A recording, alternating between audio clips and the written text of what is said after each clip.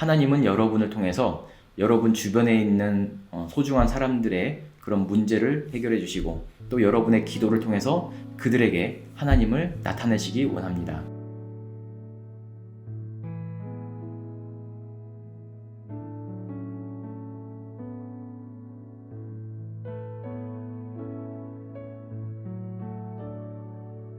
안녕하세요. 말씀 묵상과 영화 감상 오늘의 상상입니다. 오늘은 구약의 성경인물 아브라함 믿음의 여정이라는 주제로 그 세 번째 시간입니다. 하나님의 사람들을 부를 때 광범위하게는 하나님의 백성, 또 하나님의 성도, 하나님의 자녀라고 부르고 또 개별적으로는 하나님의 종, 그리스도의 제자 그렇게 불리고 있습니다. 그런데 성경은 놀랍게도 아브라함을 하나님의 종을 넘어서 하나님의 친구로라고 표현하고 있습니다. 야고보서 2장 23절에 그렇게 기록되어 있습니다. 이에 성경에 이른바 아브라함이 하나님을 믿으니 이것을 의로 여기셨다는 말씀이 이루어졌고 그는 하나님의 벗이라 칭함을 받았나니 이렇게 기록되어 있습니다. 오늘 소개할 영화는 실화를 바탕으로 만들어진 영화 언터처블 1%의 우정이라는 영화입니다. 영화의 내용은 이렇습니다. 필립이라는 사람은 상위 1%의 백만장자이지만 24시간 내내 도우미가 필요한 전신불구입니다. 그리고 드리스는 하위 1%의 물분이지만 신체만큼은 누구보다 건강한 청년입니다. 이 두 사람의 상황이나 성격은 완전히 극과 극이지만 그들의 우정에는 매우 특별한 무언가가 있습니다. 우리 함께 영화를 보도록 하겠습니다.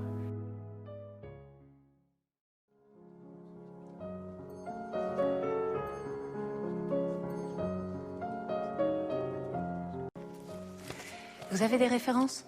Oui, donc moi je suis titulaire du CAFAD, certificat d'aptitude aux fonctions d'aide à domicile. D'abord, j'ai un bac pro, service de proximité et vie sociale, que j'ai poursuivi avec un BTS, économie sociale et familiale. L'argent. L'humain. J'aime bien le quartier. J'aime beaucoup les légions diminuées.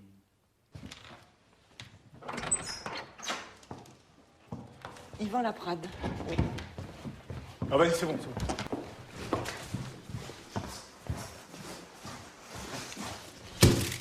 Bonjour. Je vais faire signer un papier pour dire que je me suis présenté à l'embauche, que malheureusement, malgré les qualités évidentes, enfin bref, vous mettez votre baratin habituel, comme quoi vous n'êtes pas intéressé. Il faut 3 refus pour que je puisse retoucher mes acédiques. Oui, je comprends vos acédiques. Vous n'avez pas d'autre motivation dans la vie. Si, j'en ai d'autres. Il y en a une juste là. On signe pas. Non, je suis pas en mesure de vous le signer sur le champ. Ah bon, pourquoi? Pourquoi?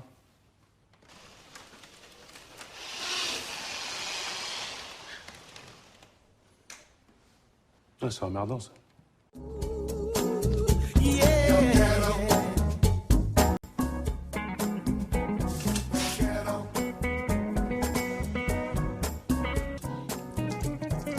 Non, mais vous avez fini de jouer, bon?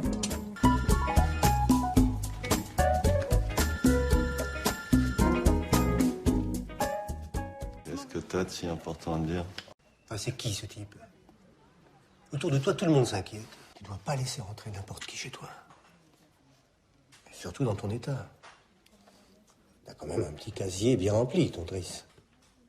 Il vient de faire 6 mois pour le braquage d'une bijouterie. Ben, si au moins il était qualifié, mais il paraît qu'en plus il est nul. Les gars des cités, ils n'ont aucune pitié. C'est exactement ça. C'est ce que je veux. Aucune pitié. Alors c'est vrai, il a pas spécialement de compassion pour moi. Seulement, il est grand, il est costaud, il a 2 bras, 2 jambes, un cerveau qui fonctionne, il est en bonne santé. D'où il vient, ce qu'il a fait avant, je m'en contrefous. C'est tout ce que tu voulais me dire? Je peux pas, là, c'est pas possible, là. Faut booster un peu, là. Je peux pas, moi. Je suis au taquet. Ouais, je suis au taquet, mais bon. C'est trop long, là. C'est un Solex. 12 km/h, c'est les bons. Ouais, c'est bien, le max. 12 km/h, c'est bien. C'est le max. On peut pas plus. Ouais, c'est le max. Oh, bah, c'est bien.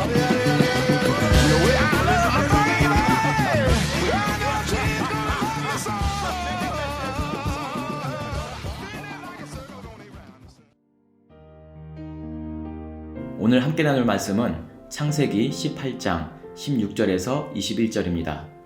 창세기 18장 16절에서 21절입니다. 네, 말씀의 배경에 대해서 설명하겠습니다. 가나안에 정착한 아브라함의 세력은 크게 확대되어 롯과 작별하게 되었습니다. 그리고 주변의 동맹들을 맺으며 군사력도 키웠을 때입니다.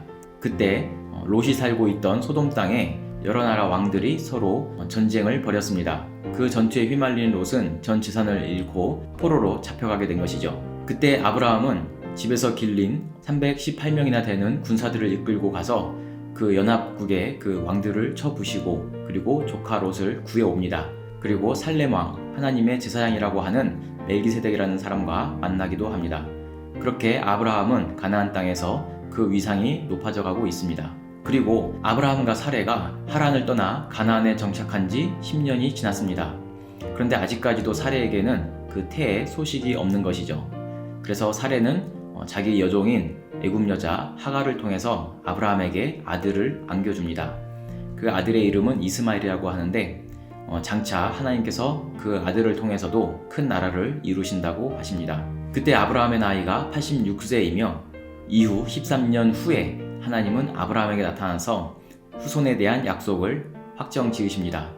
그리고 아브라함의 이름을 아브라함, 여러 민족의 아버지라는 뜻을 가진 아브라함으로 고치시고 또 사레의 이름도 열국의 어머니라는 이름의 사라라고 고치십니다. 자, 아브라함과 사레는 각각 99세이며 또 89세입니다. 이미 진작에 출산에 대해서는 다 포기한 상태인데 그런 하나님의 말씀이 도저히 믿기지 않아 웃을 수밖에 없는 그런 상황이었습니다. 이 이후에 오늘 본문을 함께 읽도록 하겠습니다. 그 사람들이 거기서 일어나서 소돔으로 향하고 아브라함은 그들을 전송하러 함께 나가니라. 여호와께서 이르시되 내가 하려는 것을 아브라함에게 숨기겠느냐. 아브라함은 강대한 나라가 되고 천하 만민은 그로 말미암아 복을 받게 될 것이 아니냐. 내가 그로 그 자식과 권속에게 명하여 여호와의 도를 지켜 의와 공도를 행하게 하려고 그를 택하였나니 이는 나 여호와가 아브라함에게 대하여 말한 일을 이루려 함이니라. 여호와께서 또 이르시되 소돔과 고모라에 대한 부르짖음이 크고 그 죄악이 심히 무거우니 내가 이제 내려가서 그 모든 행한 것이 과연 내게 들린 부르짖음과 같은지 그렇지 않은지 내가 보고 알려 하노라. 아멘. 99세 된 아브라함이 마므레의 상수레 나무들 아래 그늘에서 쉬고 있을 때에 세 사람이 방문하게 됩니다. 아브라함과 사라는 그들이 현현하신 삼위일체의 하나님이라는 것을 알고 극진하게 영접을 합니다. 그들의 말에 내년 이맘때 사라가 아들을 출산한다고 합니다. 그리고 여호와께서 지금 소돔을 향해 가려는데 아브라함에게 말하길 소돔과 고모라의 죄악을 심판하시겠다고 알려주시는 거죠. 이에 아브라함은 그 성에 의인이 있다면 하나님께서 용서하실 것입니까? 라고 탄원을 합니다. 하나님은 아브라함의 말대로 그곳에 의인이 있다면 그 의인들 때문에 그 전부를 내가 멸하지 않고 용서하겠다고 합니다. 아브라함은 계속 탄원을 하기에 의인 50명이 있다고 하면 그곳을 용서하시겠습니까? 라고 묻습니다. 그리고 만약에 그 50명 중에 5명이 부족하면 그래도 혹시 용서해 줄 수 있지 않겠습니까? 라고 묻는 것이죠. 그리고 아브라함은 계속해서 더 간절히 기도합니다. 그곳에 의인 40명이 있다고 하면, 그리고 그곳에 의인 30명이 있다고 하면, 20명이 있다고 하면, 10명이 있다고 하면, 그렇게 아브라함은 간절하게 그 땅을 위해서 기도하는 것입니다. 그러나 성경에서 말하는 것처럼 의인은 없나니 하나도 없다고 하였습니다. 하나님의 오래 참음이 있었지만 그곳에는 죄악과 타락이 가득했던 멸망할 수밖에 없는 그런 땅이 되어버린 것입니다. 그래서 하나님은 그곳을 심판하시기로 결정을 내리시고 유일한 의인이라고 할 수 있는 롯을 구하러 그곳으로 향하십니다. 그 소돔과 고모라는 지금 세계 지도에 존재하지도 않지만 대략 4,000년 전 하나님께서 멸망하신 그 땅은 타락과 저주의 대명사로 성경에 언급되고 있습니다.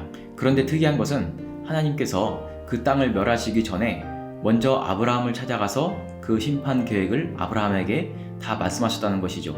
거기에는 두 가지 의미가 있을 것입니다. 먼저는 하나님을 경외하는 의인, 아브라함으로 인하여 죽을 수밖에 없는 죄인들을 위해 기도하게 하시는 것입니다. 그만큼 하나님은 아브라함을 친구로 여길 만큼 신뢰하셨다는 것입니다. 사람은 결코 하나님의 뜻을 알 수 없는데 하나님께서는 그 뜻을 그 신뢰할 만한 사람, 하나님의 친구라고 인정받는 그 아브라함에게 미리 계시하시고 그리고 그들을 위해서 기도하게 하시는 것이죠. 그리고 다른 하나의 의미는 의인으로 인하여 죄인을 용서하시는 것입니다. 그곳에 만약에 의인을 찾을 수 있었다고 하면 그 땅은 멸망받지 않았을 것입니다.